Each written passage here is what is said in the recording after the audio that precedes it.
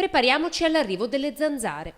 Ma al di là dei più classici insetti fastidiosi contro i quali spesso basta un semplice spray oppure una zanzariera, altra cosa sono le ben più temute specie tigri. Le zanzare che hanno fatto parlare di sé negli ultimi anni per essere state il vettore con cui alcune malattie tropicali sono arrivate nel nostro territorio. Dalla West Nile alla Dengue, infezioni trasmesse proprio da questi piccoli esserini che dal 2009 ad oggi in Veneto hanno causato più di 20 decessi.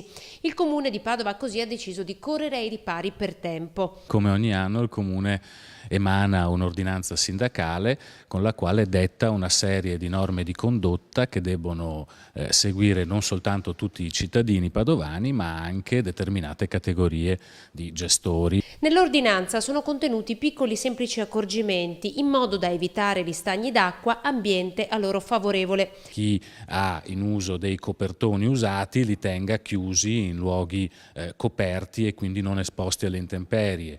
Chi fa utilizzo di acqua non lasci come dire, secchi di acqua piena nel proprio giardino o davanti alla propria abitazione. L'inosservanza dell'ordinanza può comportare una sanzione amministrativa che va dai 25 ai 500 euro. Il comune farà la sua parte con trattamenti specifici su tombini, grondaie e caditoie. Il comune effettua un piano di disinfestazione su tutte le aree pubbliche e novità di quest'anno è che lo potrà effettuare anche su aree private qualora non lo facciano i proprietari.